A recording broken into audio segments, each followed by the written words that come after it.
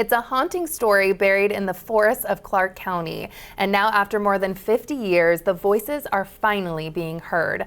A new true crime podcast, Stolen Voices of Dole Valley, is a 9-part series that revisits one of the Pacific Northwest's most disturbing cold cases. The podcast uncovers the chilling story of a serial killer who targeted young women in the 70s, crimes that were dismissed, underreported, and left unresolved for decades. And journalist and podcaster Carolyn Ossorio brings this case to light, and she joins me now. Thank you for being here. Thank you, Kelly. I'm excited to be here. Gosh, so this case has haunted Clark County for a half a century. So what really drew you to this one? Well, you know, being in the Pacific Northwest, we were just chatting about this pre-gaming that you'd never heard of Warren Forest or even Dole Valley, and I hadn't either. But what drew me to the case were the stories, the people that were involved in this 50-year investigation.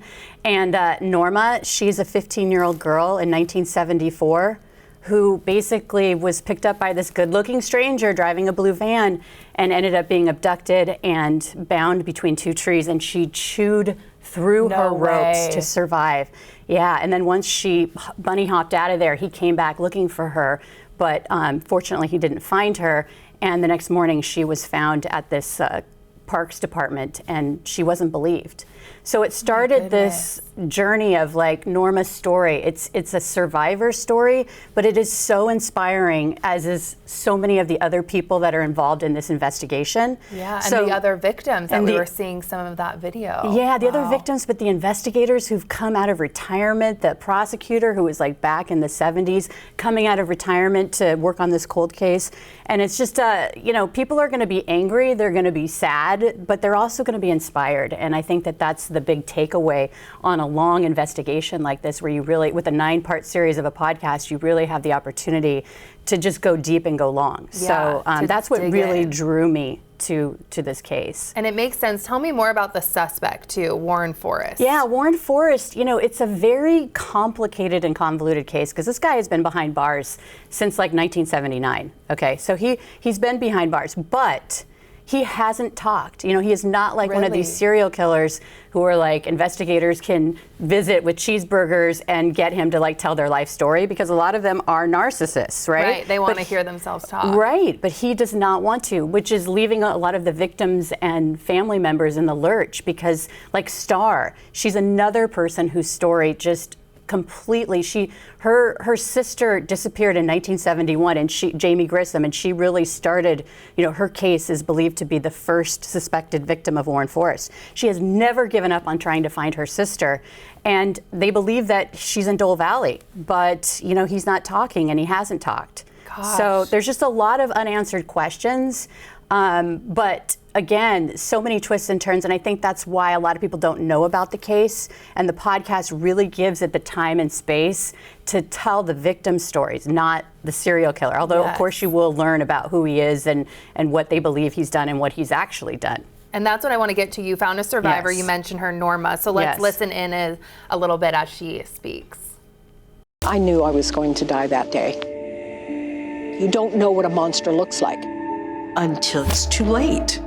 He was this young, good-looking, charismatic guy in a blue van. When he put the knife to my throat, I thought, this can't be happening to me. He ties up one lady, smacks her around, tells her not to go nowhere. She somehow managed to escape. One police officer didn't believe me. I was abducted by a serial killer. It's no big deal.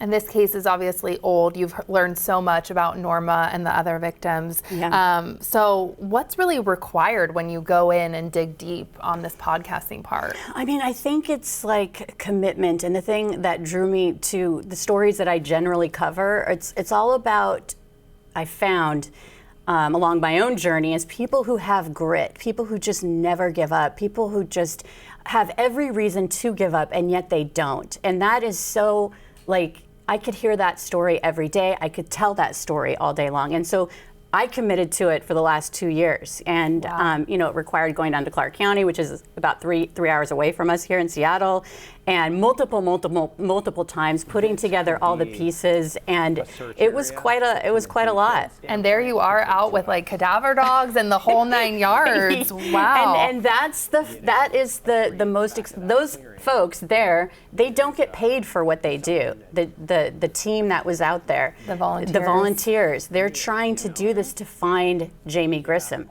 You know, and it's like that's what I meant about like full circle with the podcast. It's like inspiring because so many people care. So many people have contributed to this. I mean, I'm sitting here, but there's a whole team that was behind me to help make this show like really have the ability for people to understand, because I think that's why he's gotten away with all these things, because it was so like this happened and then this happened. But when you put it into a podcast, it makes for a really exciting series with lots of heroes whose story people don't know about. Oh, and we need more stories like Absolutely. that with the heroes. So what's happening with the case now? DNA, a lot going on. The true crime and news coming out right now. I'm like, what's happening? I need to know. No, and that's what's exciting, because through my work doing a regional true crime podcast, I was able to meet a lot of people, you know, throughout the industry, including Paul Holes, who was critical in solving the Golden State Killer case. So I was able to reach out to him and say, hey, I've got a case that I think that you will, because he's retired now, but he works for Othram, which is a cutting edge DNA super house that, you know, helps solve all these cold cases. And so he's on board, and he came down to Clark County with me. Well, we found that there's these van hairs from the 70s, from this infamous, horrific van that hadn't been tested. And so what we're trying to do is connect some of these hairs to his victims. So there's lots of twists and turns. I don't want to tease anymore. I know, we can't spoil it all. Yeah. Oh my gosh. Well, I am going to tease your, you know, podcast that's coming and the 9 episodes, which is incredible. Thank you so much for being here. We really appreciate it. Thank you, Kelly. Amazing. And like we just talked about, you can now listen to the first few episodes of the Stolen Voices of Dole County wherever you get your podcasts. So be sure to check that out.